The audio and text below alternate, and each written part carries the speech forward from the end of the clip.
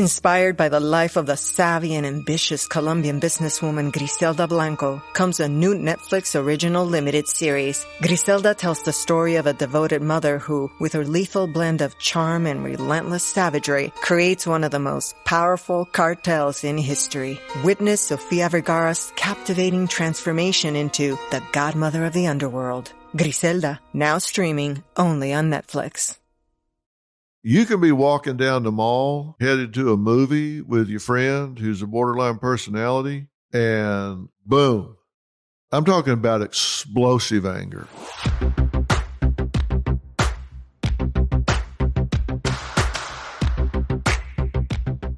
Well, hello, everyone. It's Dr. Phil. You're back to Fill in the Blanks, and we are moving on from narcissism. We are in the Toxic Personalities in the Real World series, and I'm really wanting to have a conversation with you. I'm not wanting to talk at you. I'm not wanting to do a presentation so much as I guess I'm wanting to kind of be, your friend at the factory, I suppose, in just talking to you about some of the people that you encounter in your lives and give you some insight and understanding as to who these people are, what impact they can have in your life, and what you can do about it. Now, we've talked about narcissism and the different types of narcissists, and I want to move on now to borderline personality disorder. Now, borderline personality, I don't know that it's really all that descriptive, and you guys know I'm not really big about labels.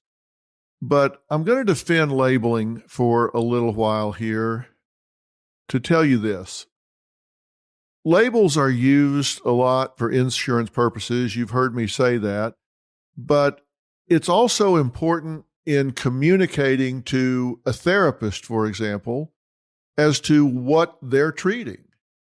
That really gets important here in borderline personality, and I'll tell you why in just a little while. Labels are a shorthand that therapists can use to communicate with one another or to a hospital or to a caregiver down the road somewhere if they can use that shorthand to describe to a future caregiver or a new caregiver what this person's history has included, what their symptom cluster is by giving them this descriptor. And here's what borderline personality disorder describes: a pervasive pattern of instability of interpersonal relationships, self-image and affects, and marked impulsivity, beginning at least by early adulthood and present in a variety of contexts. Now, let's break that down a minute because that's a pretty busy sentence, and I really want you to understand and make sense of these because they play a part of your role. A pervasive pattern of instability.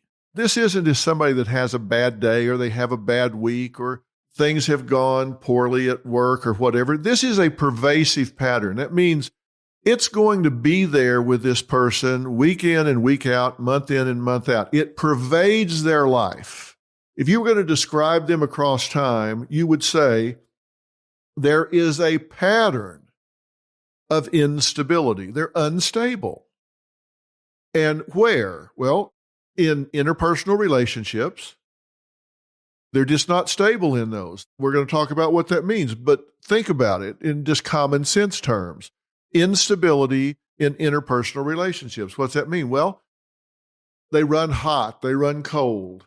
They're happy, then they're sad, then they're mad, then they're glad. They just up and down, emotional roller coaster in their interpersonal relationships. And this isn't just intimate relationships, romantic relationships. It can be everything. It can be with their brother or their sister, their mother or their father, their lovers, their coworkers, anyone that they have a relationship with.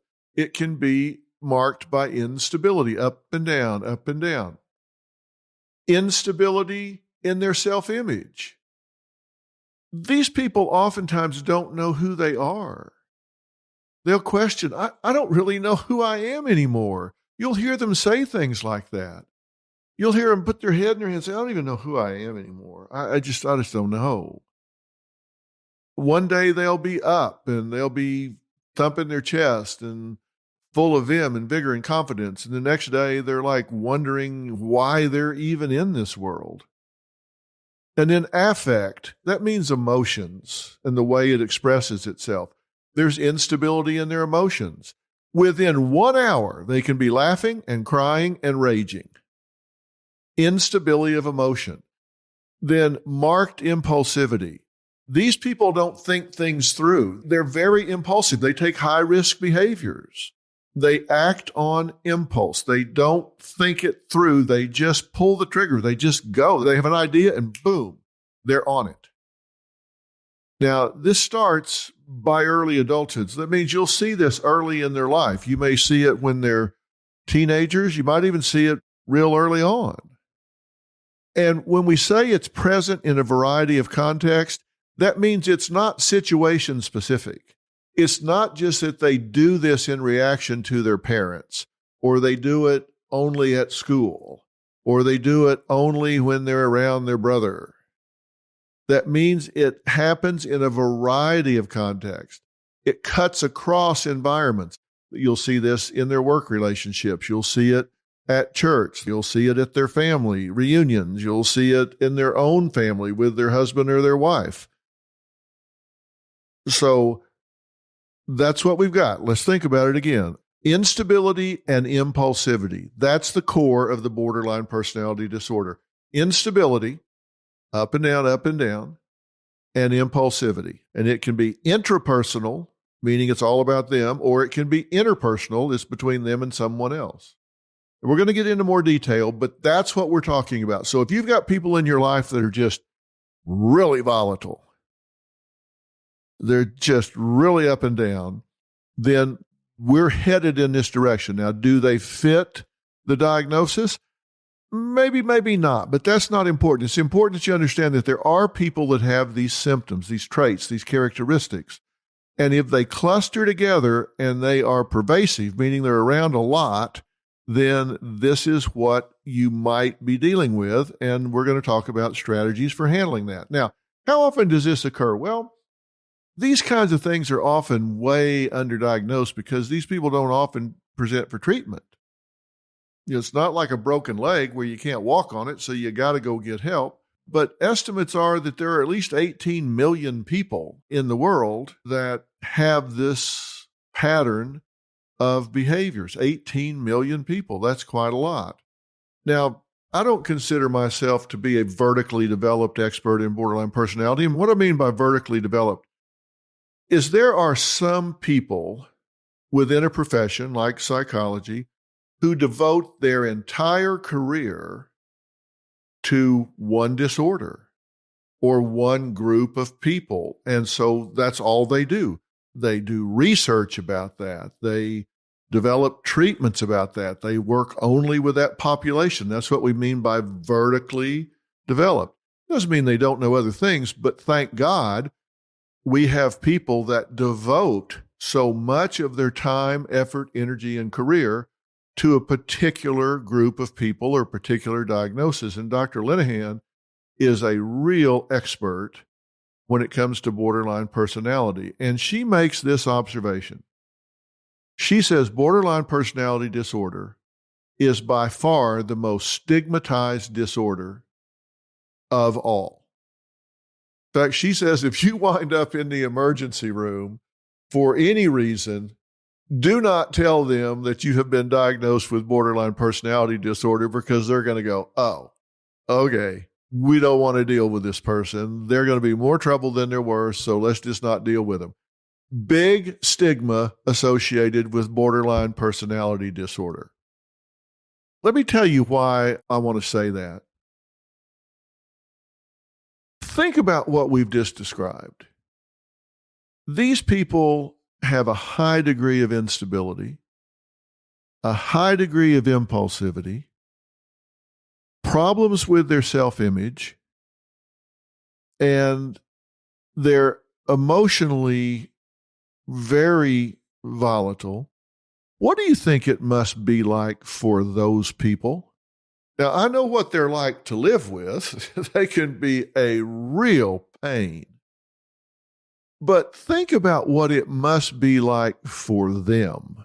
This is not fun for these people. They don't do this because it's cool. They don't do it to entertain themselves. So I'm saying that if you have someone in your life like this, try to have some compassion. Try to approach these people with a degree of understanding, because this is not fun for them. They don't like this. Now, a lot of personality disorders, they tend to think, hey, this is working for me, so why would I fix what ain't broke? They don't see the downside to it. However, a lot of personality disorders create a lot of pain for the person, and I think borderline personality is one of those disorders. I think these people experience a lot of pain, a lot of anguish, a lot of real discomfort in their lives. And as I get into the 9 traits, characteristics, or symptoms of the borderline personality, you're going to understand what I mean about that. If you look at most of the people that write about this, and I'm not just talking about the DSM, which is the Diagnostic and Statistic Manual of the American Psychiatric Association, but most people that work with borderline personalities, most people that have experience with them, they'll tell you, if they were just going to describe them, not in big words, but just, here's my experience of them, they would tell you that there's instability in their relationships, that they can't get a good relationship to stick, that they're real volatile in their moods, they have problems modulating their behavior, they have issues with their identity or their sense of self, and they have a profound fear of abandonment.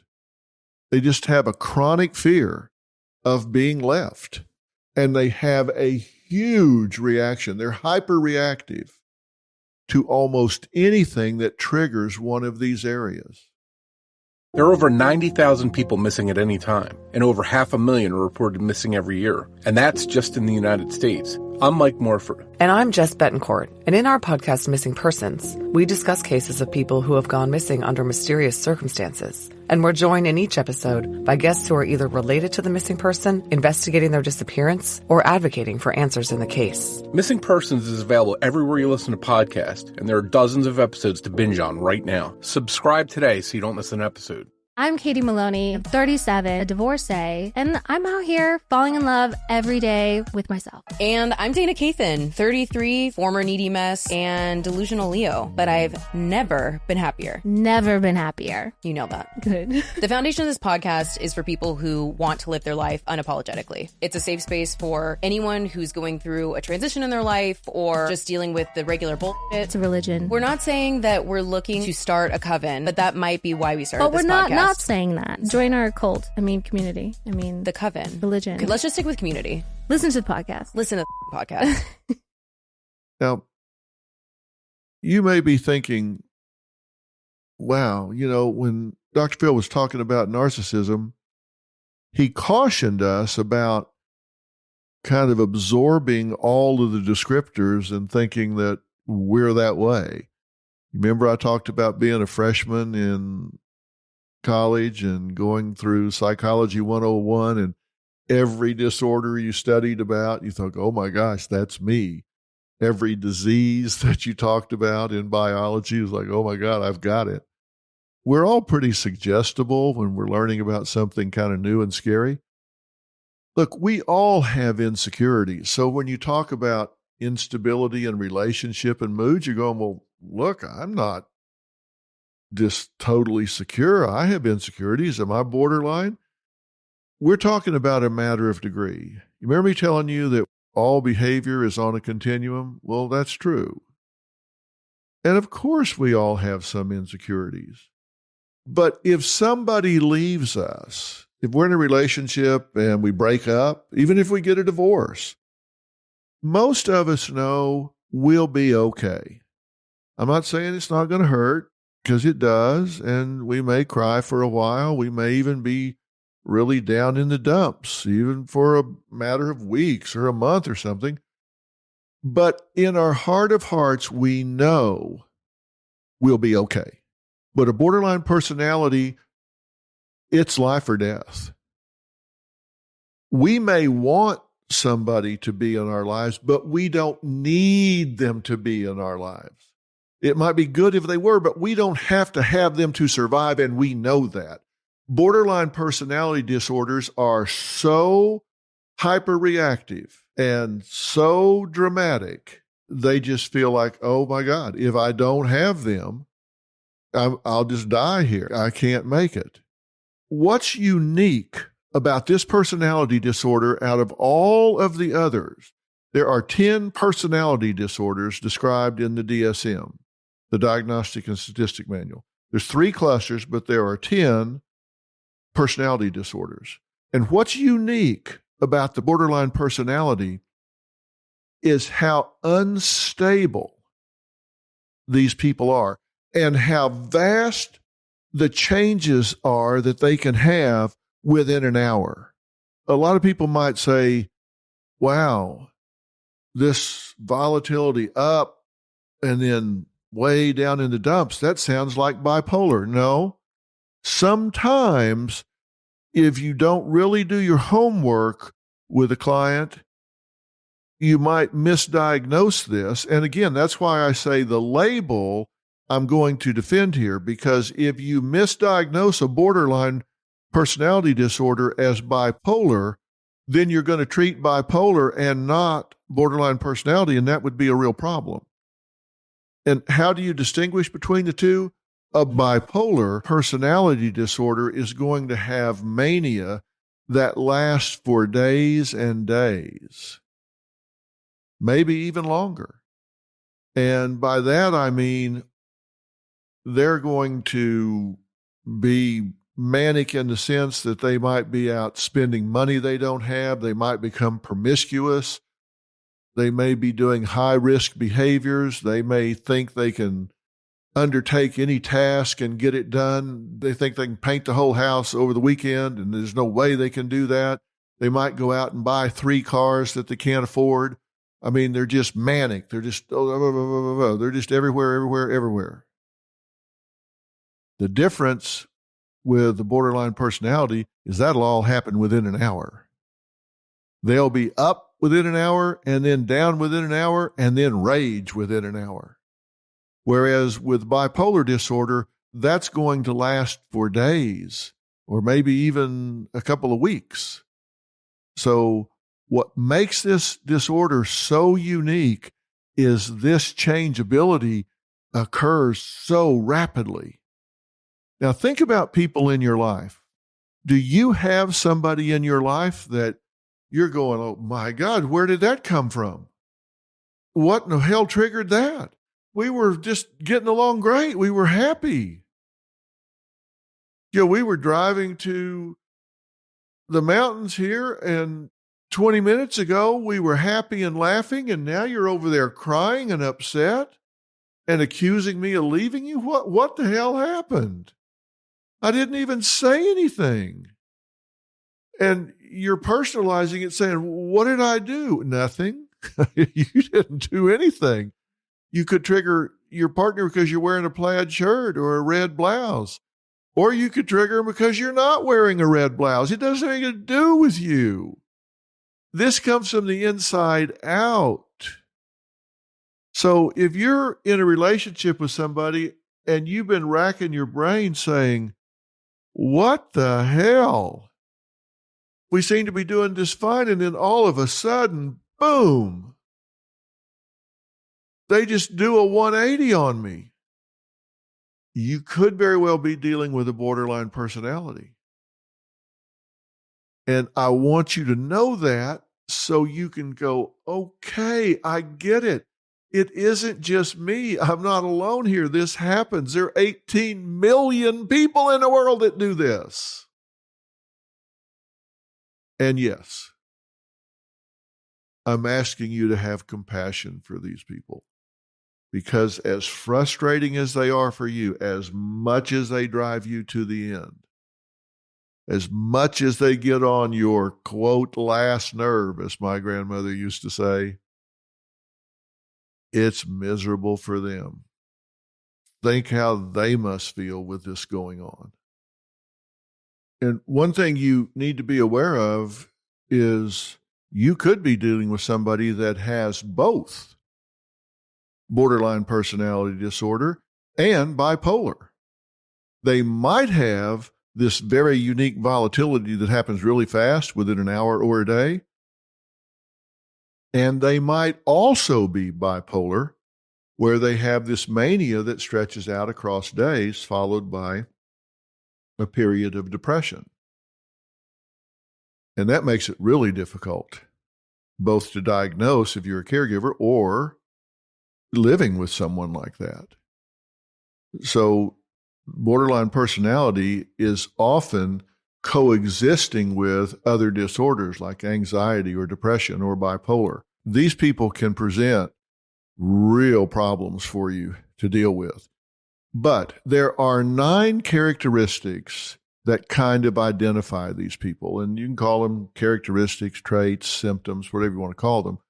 But there are 9 characteristics that are at the heart of the borderline personality disorder. Now, you don't have to have all 9 to get this diagnosis. You just have to have 5 out of the 9. Just 5 out of the 9. But I'm going to tell you about all 9. Number 1, fear of abandonment. Either real or imagined, these people have fear of abandonment. They're going to overreact to anything that they believe to be a threat to you leaving them. And therefore, they're going to make frantic efforts to avoid you leaving them. Now, what is it that can set off this fear of abandonment? It can be anything innocuous. You can get caught in traffic on the way home. So you arrive home 15 minutes late. And that triggers them into you don't want to be with them. You're going to leave them. You can talk about you're going to go away for the weekend with your girlfriends or the fishing buddies, or you want to go out for the evening. You're going to go to your child's volleyball game. And so you're not going to be there for dinner. They can be threatened by you being with your own child. Like, you don't want to be with me. You're abandoning me. This is what it looks like you leaving me. I get it now. This is what you leaving me looks like. They will take that and twist it into you abandoning them. I'm Dr. Megan Sachs. And I'm Dr. Amy Sloshberg. And we're the host of the podcast Campus Killings. Our show covers some of the most sinister crimes to take place on or around school campuses, or the cases we discuss have a school-connected theme. And with the new school year comes an all-new second season of Campus Killings, which will debut on September 16th, 2023. But if you want to listen to Campus Killings now, you can binge all the episodes from season 1, available everywhere you listen to podcasts. Hi, this is Rachel Yucatel, and I'm here to invite you to listen to my podcast, Misunderstood with Rachel Yucatel. This podcast delves into the lives of those who have been reduced to a single headline. Each episode will take a closer look at the stories of those who are on a mission to change their narrative. Join me as we uncover the truth behind the misconceptions, shed light on the stories of those who have perhaps been wrongfully portrayed, explore the complexities of the human experience, and celebrate the power of second chances. Who doesn't love a good comeback story? Let's say you have a friend and you make dinner plans for the weekend and your mom calls and she's ill. And she's not dying, but she's ill. And she says, could you come over and kind of help out a little bit? Because I don't really feel like getting up and cooking anything and I'm starving. And just be nice. You came over and helped me out a little bit. So you call your friend, you say, boy, my mom is really under the weather. It's not a huge deal, but it's just a cold, and I think I'm going to have to cancel dinner and go be with my mom. Oh, my God. If you're talking to a borderline personality, they can take that as like, oh, okay, I get it. I get it. So this is the beginning of the end right here. You don't want to have anything to do with me anymore. They will take that and overreact to it, overinterpret it. That's what I mean, real or imagined. They'll take that and turn it and be so threatened by it that they will wear you absolutely out. They'll wear you absolutely out. Now, how's that going to show? They're going to make frantic efforts to keep you close. They're going to beg. They're going to cling. They're going to start fights because they want to engage you. And any kind of attention is better than no attention at all. They're going to track your movements. They may physically block you from leaving. Like you may say, I'm going to go over and see my brother. And they actually block the door. You're not leaving me. Whoa. No, what do you mean I'm not leaving you? I'm just going over to see my brother. Now, all of this overreactive behavior, you've all heard the old saw, what I fear I create. Unfortunately, this hyperreactive behavior, this clinginess, this demanding, this begging, this frantic hanging on, often has the opposite effect of driving the person away. So they do create what they fear. And this can happen in all relationships. It can happen at work. It can happen with intimate relationships. Number 2 is the pattern of unstable relationships. Now, you heard me say this before. Intense and short-lived. These people have a lot of relationships because when they get in them, boy, they are all in. They fall in love right away. They want to be your best friend right away. They want to spend all of their time with you right away. They wanted to consume you right away. They want to be your focus of attention right away. So they fall in love real quick. Each person is the one. Oh, I met the one last night. Oh, she is it. She is the one. He is the one. The one that will make you feel whole, only to be quickly disappointed because nobody is going to be able to meet all of their needs because they can't be met. So they're going to be quickly disappointed. They live in the extremes.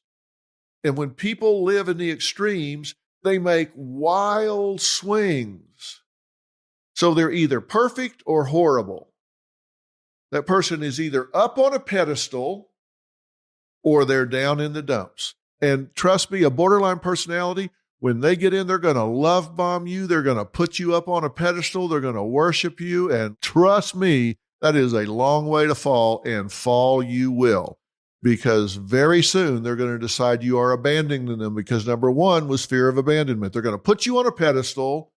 They're going to worship you. You're going to be the answer to all their needs, all their problems. Finally, they've met their Savior. And the first time you're 5 minutes late, off that pedestal you come tumbling. How could you do this to me?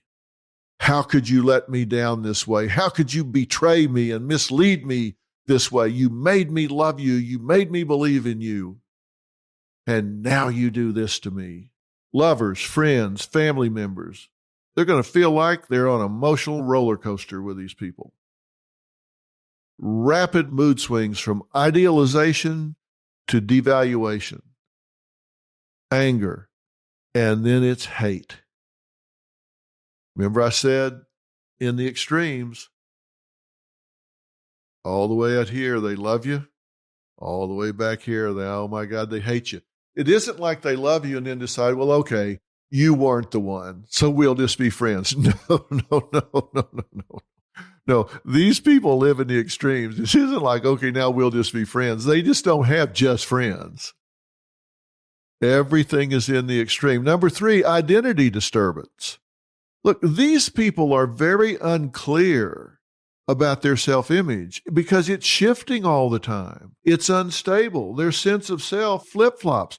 They may feel good about themselves one minute and hate themselves the next. And it's so much so that it may lead to self-harm. They don't have a clear idea of who they are or what they want.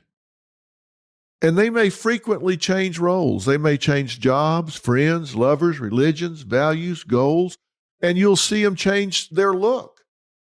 They'll change their fashion. They'll change their hair. They may even change their name. They'll show up and say, call me Carol today. What? I thought your name was Diane. Well, I'm going by Carol now. Oh, really?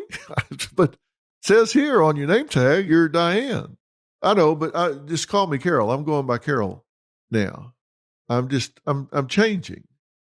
They may change the group they affiliate with. They may even change their sexual identity. Now, this is not dissociative identity disorder, or what a lot of people call split personality. It's not that they have some alter personality, because they're not even stable in what they're switching to. It's kind of like we say in Texas, if you don't like the weather, wait a minute, because it changes real fast. It might be bright and sunny one minute and hailing the next and freezing the next. I mean, things change. And that's the way they are. They have an unstable image of themselves. So there's an identity disturbance. They're not clear on who they are. Think about that. Are you clear on who you are? Do you know who you are? Do you know what your values are, what you believe, what your standards are, what you will do and what you won't do, what you like and what you don't like? Sometimes borderline personalities believe what the last group of people they were believed. If they hang out with people smoking dope, now they're dope smokers. If they hang out with people that were kind of really religious zealots, now they're religious zealots. If they hang out with people that are really big into working out, now they're big workouters. They don't know who they are, so they're kind of anybody's dog that'll hunt with them. It's whatever identity they can latch onto because they're looking for somewhere to belong. Number 4, impulsivity. These are people that do a lot of self-destructive behaviors. They take high-risk behaviors, especially when they're upset. If they are emotionally upset, they're likely to do a lot of really impulsive and potentially hurtful behavior. Spend money they can't afford, binge eat, drive recklessly, shoplift, be promiscuous. They might overdo it with drugs or alcohol because what they're looking for is to feel good in the moment. They don't use a lot of foresight to think about, now wait a minute, is this really in my best interest? How do they know? Because they don't even know who they are. They've got this identity disturbance, but they can hurt you and everybody around them over the long term. They might gamble away their entire paycheck in a night because they're impulsive. Now, these people also have a recurrent tendency to self-harm. This can mean cutting, burning, suicidal ideation, suicidal gestures, even suicidal attempts. That's because they're so frustrated because they don't know where they fit. They don't know where they belong. They feel alienated from the world. It's kind of an existential crisis with them all the time because they don't know where they belong. Now, I talked about instability of relationships. Now I want to talk about extreme emotional instability. That's number 6. One moment, they may feel happy, the next despondent, and then rage. And little things send them into a tailspin. And when I say tailspin, I'm talking about intense. When they have an emotional switch, it goes to the extreme. Remember, I said they live in the extremes. They love you or hate you. You're wonderful or horrible. And that's it with the emotional instability. Little things can put them into an emotional tailspin. Up and down is really what they experience versus depression or mania from bipolar. This can happen in just minutes or hours. Because of this instability, they're going to overreact and everything is going to be very dramatic. There's hyperreactivity. You might say something that hurts their feelings and, oh my gosh, they don't just get their feelings hurt. They are wounded. It's the worst thing they've ever heard. Can't believe you said that to me. They're crushed. Number 7, chronic feelings of emptiness. These are people that are marked by a feeling of a big void in their life. And you'll hear them talk about it. You'll hear them talk about, oh my God, it's as if they're nothing or nobody. They just don't know what's the point. Why am I even doing this? And they might try to fill that void with things like drugs or food or sex, just anything. They're looking for anything that makes them feel not so empty. And of course, nothing works because that's not the issue. The issue is that's how they feel. It's not what is, it's how they feel. Now, here's one of the big problems. Number 8, explosive anger. And they have real trouble controlling it once that fuse is lit. Focus on the word explosive anger. Look, everybody gets upset. Everybody gets angry. They get a little mad at the partner or a friend. That's not what I'm talking about. I'm talking about explosive anger. You can be walking down the mall because you headed to a movie with your friend who's a borderline personality, and boom, it is like a bomb went off. You might say something, you might not have said something, and they start yelling, throwing things, or becoming completely consumed by rage, where they don't even know what they're doing. And this might be directed towards you or someone else in their life, or it could be directed inward. Sometimes that rage is towards themselves. But the borderline personality disorder is marked by explosive rage. Explosive rage. Now, number 9, and this is one of those really busy sentences. So I'm going to break this down, but I'm taking this kind of out of the DSM. Transient, stress-related paranoid ideation or severe dissociative symptoms, suspicious or out of touch with reality. Paranoid or suspicious thoughts about others' motives. When under stress, they may even lose touch with reality or have an experience known as dissociation. They might report feeling foggy, spaced out, or as if they're outside of their own body. Now, let's break this down for a second. First off, this is transient. That means it doesn't last. It just comes and goes. It usually is brought on by stress, meaning something's going on in their life. Maybe their partner's breaking up with them. Maybe they're under a lot of pressure at work to meet a criteria or some quota. And so they start having paranoid ideation like the world's out to get them. They're under stress and they think the world's out to get them. And so when I say they have severe dissociative symptoms, what I mean is they start to lose touch with that reality. It's so stressful, they can't deal with it, so they start kind of splitting off. It's like the Scarlett O'Hara school of thought. I don't want to think about that today. I think I'll think about that tomorrow. It's just too much. They can't deal with it, so they start to dissociate from the situation. They're very suspicious at this point. Why do you want to know something? Why are you trying to help me? What do you really want? They're going to be suspicious. And they're out of touch with reality. They don't realize, wait a minute, I've been your friend for a year and a half. Why all of a sudden am I the enemy? Well, because they're out of touch with reality. They're out of touch with your motives. Doesn't matter that you've been their friend for a year and a half. They're out of touch with that right now.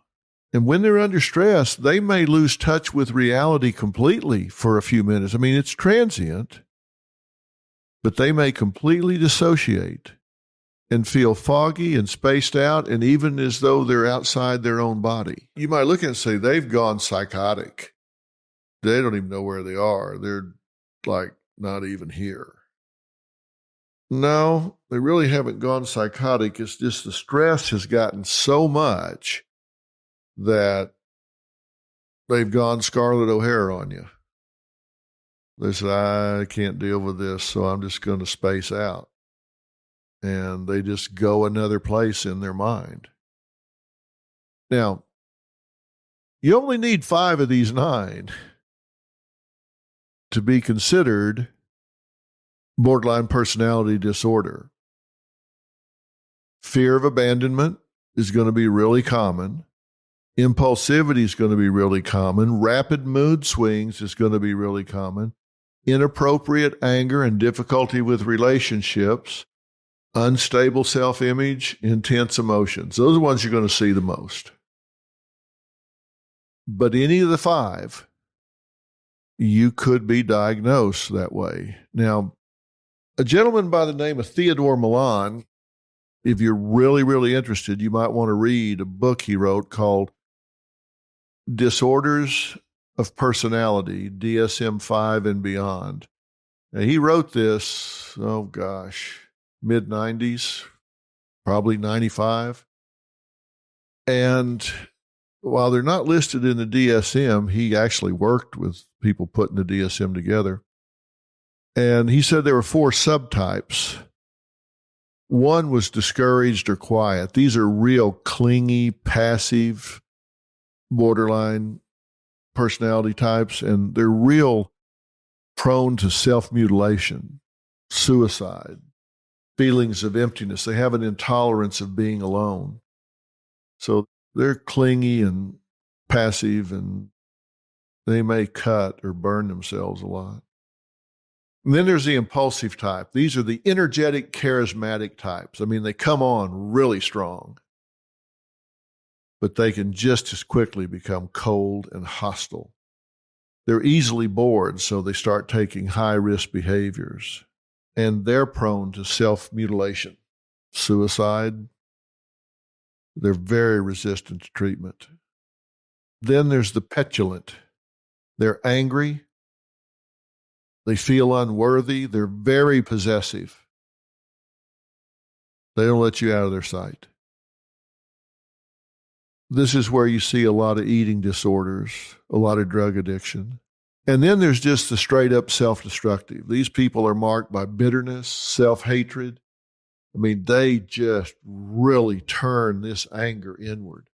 And the self-hatred can take all kinds of forms.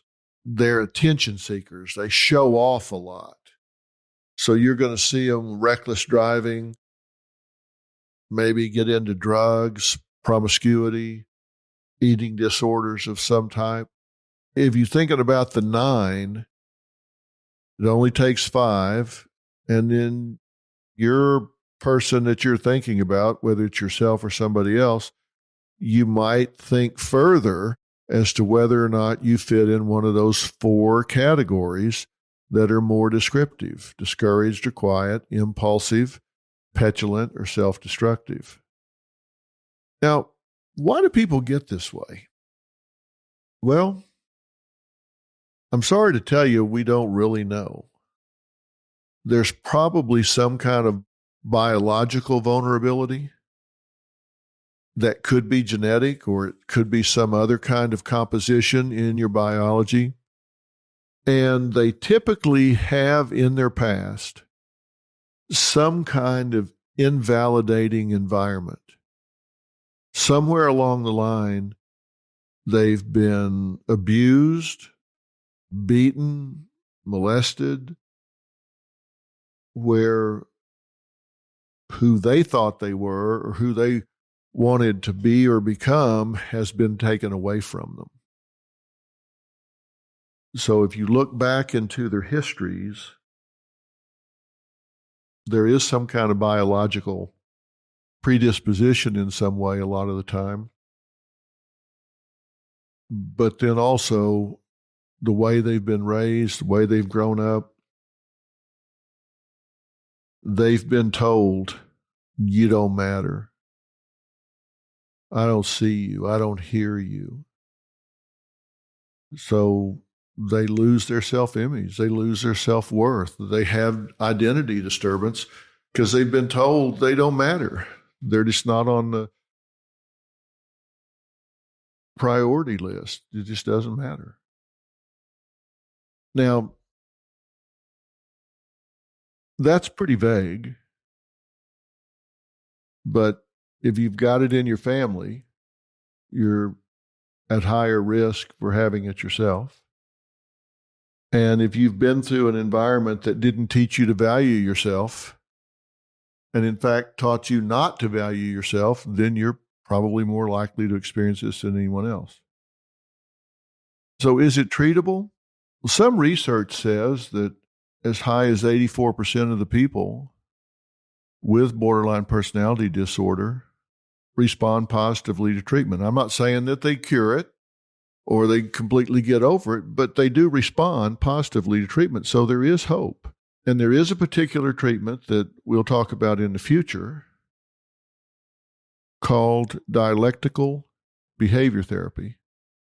It's an evidence-based therapy that's been shown to create good results with these people, more so than a lot of other things.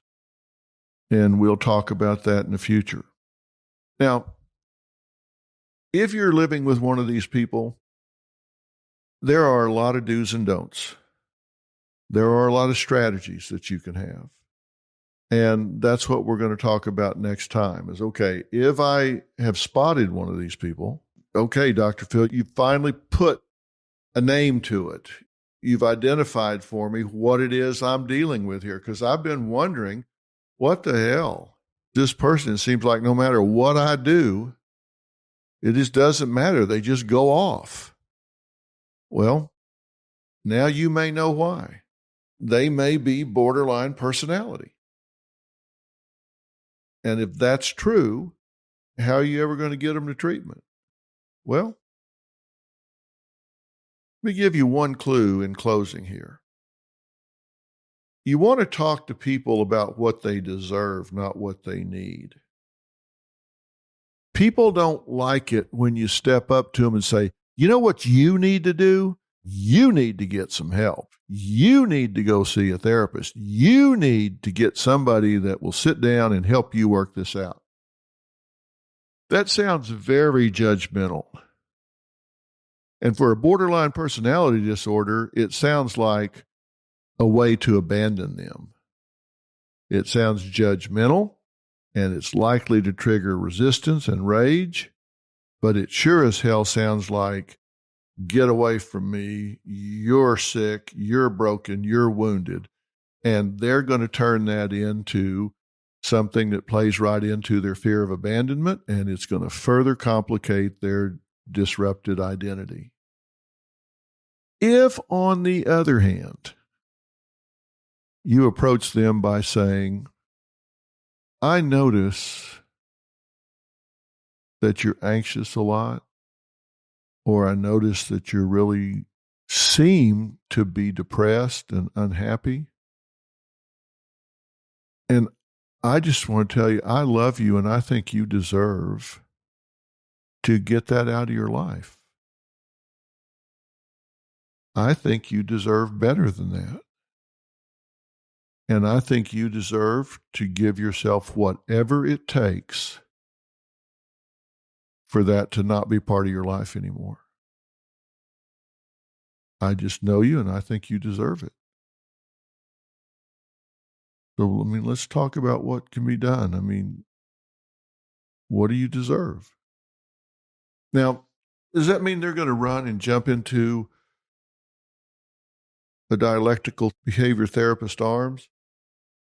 Not necessarily, but you're going to have a lot better success talking to them about what they deserve instead of judgmentally telling them what they need. And even if you're not doing it judgmentally, there's a good chance that's how they're going to hear it. So I'm just saying, take out the word need from your vocabulary and put in the word deserve and see if you maybe get less pushback that way. See if you come across less judgmental and less preachy. I don't know. Maybe you will. Maybe it'll be more successful for you. Okay. Now, we've been talking about borderline personality, and as I say, I'm telling you all of this because I want you to recognize what you're dealing with. 50% of the solution to any problem lies in defining it. And I think if you know why you are the way you are, or why somebody else is the way they are, it's much easier to deal with it. Maybe I'm describing someone in your life here. Maybe I'm describing you. And if I'm describing you, don't stigmatize yourself. There's nothing to be ashamed of here. I mean, this is a tough situation, and you deserve, I've just told you my strategy, and now I'm doing it with you. You deserve to have some help with it. And, the reason that works is because it's true.